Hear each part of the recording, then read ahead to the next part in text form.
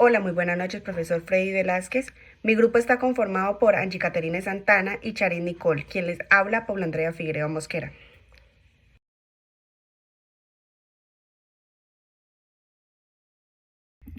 Hola a todos, bienvenidos a este video y hoy hablaremos sobre el trastorno de déficit de atención con hiperactividad, más conocido como el TDAH.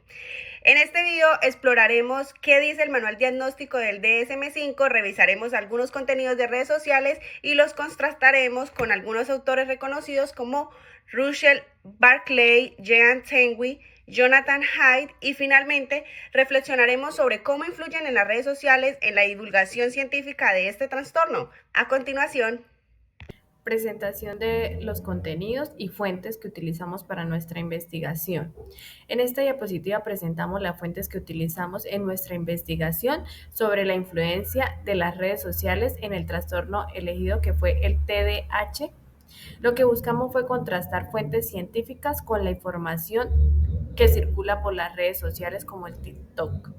En esta fuente podemos comparar la visión científica de la divulgación en las redes sociales y así comprender mejor la influencia que tienen en estas plataformas según la percepción, basándonos en el DSM-5, Barclay, Tuwenge y Haidt. a continuación realizaremos una breve explicación del trastorno del TDAH según el DSM-5. El TDAH es un trastorno del neurodesarrollo que se caracteriza por un patrón persistente de inatención, hiperactividad e impulsividad. Estos síntomas aparecen antes de los 12 años y deben presentarse en más de un contexto, por ejemplo, en la escuela y en el hogar. El DSM-5 describe tres presentaciones principales que debe tener el sujeto. En estas tres está predominio de inatención. ¿Qué es el predominio de inatención? Ejemplo, dificultad para concentrarse, se distrae fácilmente, olvidas las cosas y tiene problemas para organizarse. En el predominio de hiperactividad e impulsividad, se mueve mucho, habla en exceso y tiene dificultad para esperar turnos. En la presentación combinada, como este mismo lo dice, es la presentación de ambos predominios. El TDAH puede interferir significativamente en el rendimiento académico, laboral y en las relaciones sociales. Como esta misma diapositiva nos lo explica, describe que el TDAH es un patrón persistente de inatención, hiperactividad e impulsividad, que interfiere significativamente con el funcionamiento diario o el desarrollo. Últimamente en las plataformas como TikTok, YouTube e Instagram se habla mucho sobre el TDAH. También es muy común ver listas de síntomas o personas hablando desde la experiencia propia. ¿Qué sucede con este tipo de plataformas? Que no toda la información que vemos por estas redes sociales es confiable y puede ser muy generalizada o equivocada, ya que dicha información no se encuentra respaldada por profesionales.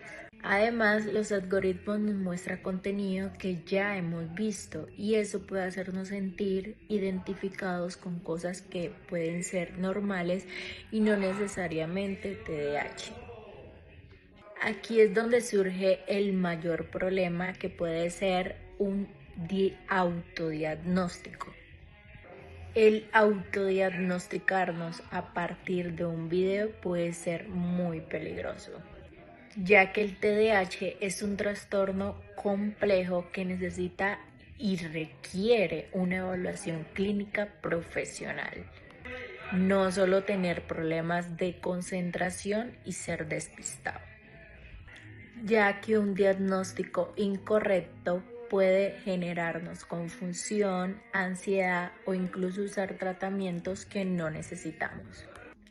Lo que sí podemos hacer, las redes sociales nos pueden servir para escuchar, para aprender y sobre todo para escuchar experiencias personales y normalizar hablar sobre la salud mental, siempre y cuando contrarrestemos esa información con fuentes confiables.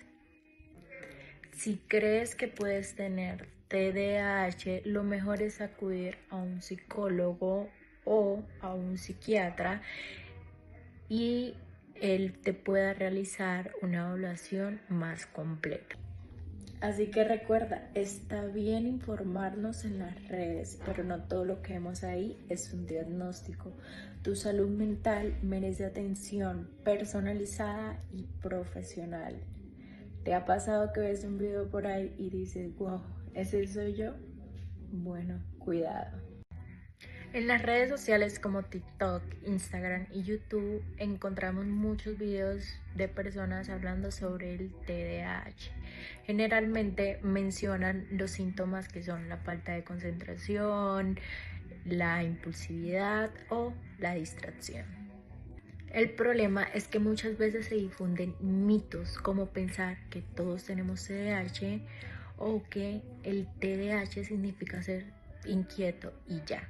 Y eso no es cierto, porque el TDAH es un trastorno complejo que afecta varias áreas de la vida cotidiana y no solo la atención.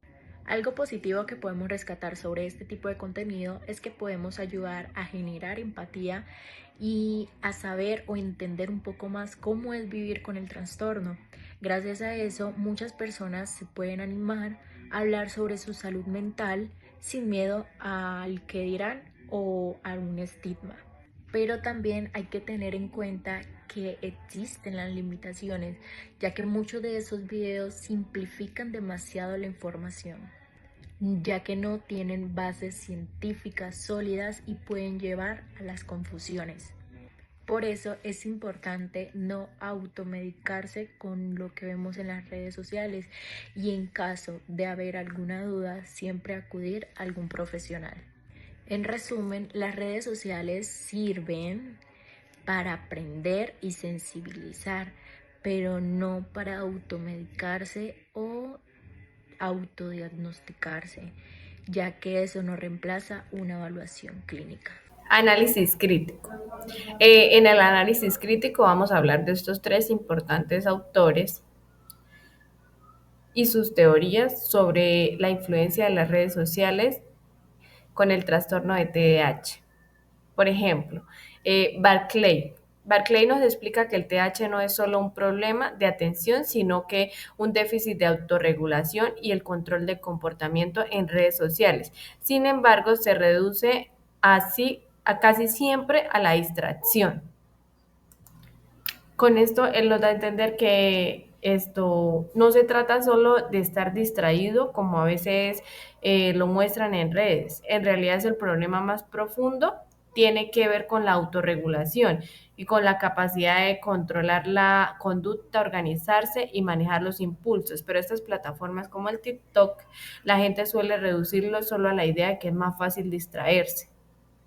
Por ejemplo, es como pensar que el TDAH solo no es concentrarse, no es poder concentrarse, sino que en una tarea, cuando en realidad también implica dificultades para planear, esperar turnos o controlar emociones. Wenger relaciona el aumento de problemas de atención con el uso intensivo de la tecnología. Y las redes sociales en jóvenes. Esto coincide con la manera en que en el TikTok muchos usuarios muestran que el exceso de pantallas agrava mucho los síntomas. Ella nos habla de que cómo muestra el aumento del uso de redes y las pantallas en jóvenes que está relacionado con problemas de atención. Y esto conecta, como lo vemos en el TikTok, muchos usuarios dicen que cuanto más tiempo pasan frente al celular, más difícil se le hace concentrarse en cosas importantes. Como un ejemplo, podemos ver una adolescente que pasa 6 horas en redes sociales, puede tener más puede tener más problemas para enfocarse en el colegio que alguien que usa menos las pantallas. Hype. Él sostiene que el entorno digital hiperestimulante está asociado al incremento de problemas emocionales y atencionales en el adolescente. Esto ayuda a entender por qué los contenidos virales sobre el TDAH captan tanto el interés, porque responden a experiencias reales de jóvenes criados en el contexto de sobre la exposición de las pantallas. Él en su libro nos habla sobre cómo señala que en el entorno digital actual es muy estimulante y esto contribuye a que los adolescentes tengan más dificultades emocionales y de atención. Por eso los videos sobre el TDAH se hacen más virales. Los jóvenes se sienten identificados porque viven en un contexto de sobreexposición a las pantallas y estimulantes constantes. Por ejemplo, cuando la persona mira el TikTok y dice, ay, no, eso se trata sobre todos los síntomas que yo he tenido, una vez lo relaciona, sin argumento alguno de que, por ejemplo, tenga alguna fuente científica que compruebe que sí es así. Por ejemplo, pues podemos ver como si nuestro cerebro estuviera siempre recibiendo notificaciones y videos rápidos, lo que dificulta mantener la calma y la concentración en actividades más largas, como por ejemplo, por lo general los TikTok tienen un contenido de 30 segundos, eso hace que ellos sientan que es más rápido, que pueden entender mejor y no les importa, digamos, tomarse el tiempo de mirar un video donde con fuentes científicas y reales esto puedan revisar si sus síntomas si están asociados a este trastorno. Al comparar esos autores con los que circulan en las redes sociales, se observa que aunque exista cierta conciencia en señalar la influencia del mundo digital en la atención, la mayoría de los videos no explican con fundamentos clínicos ni neuropsicológicos sobre el TDAH. Algo importante es que la mayoría de los contenidos sobre el TDAH en redes no se acoplan o no se ajustan del todo a las teorías psicopatológicas actuales, ya que la psicología clínica entiende el TDAH como un trastorno complejo que tiene bases biológicas, cognitivas y conductuales. Es decir, no se trata solo de distraerse o de ser inquieto, sino de un conjunto de factores que afectan la vida académica, social y personal de quien la vive. En cambio, en redes sociales muchas veces se transmite como una etiqueta popular, simplificada o incluso trivializada, como si fuera únicamente un rasgo de personalidad o una moda. Por eso, aunque las redes sociales nos ayudan a visibilizar, es importante recordar y tener en cuenta que el TDAH es un diagnóstico clínico serio y no una categoría que podamos reducir a memes o tendencias. Con esto podemos concluir que el TDAH es un trastorno muy complejo que necesita de bases clínicas y diagnósticas y no simplemente de unos rasgos pasajeros como muchas veces se presentan en las redes sociales. Es cierto que las redes sociales han ayudado a darle una gran visibilidad al TDAH, pero también han contribuido mucho a trivializarlo con la desinformación, el autodiagnóstico, no tomárselo muy en serio, como decir, ay no, eso es pasajero y ya luego me va a pasar. Y si comparamos la información que circula en las redes sociales con los autores que nosotros escogimos como Barclay, Wenger y Hayek, vemos que la literatura científica ofrece una gran visión mucho más profunda y rigurosa frente a lo que circula en las redes sociales, que no tiene nada de como una fuente científica que lo respalde a esa información que circula en las redes sociales. Muchas veces, ¿no? Porque en algunos casos sí cada video tiene su respaldo científico. Ok, muchas gracias por llegar a la final de este video. Mis compañeras y yo tenemos para ustedes una reflexión sobre el trastorno del TDAH con una investigación exhaustiva que hicimos para todos ustedes.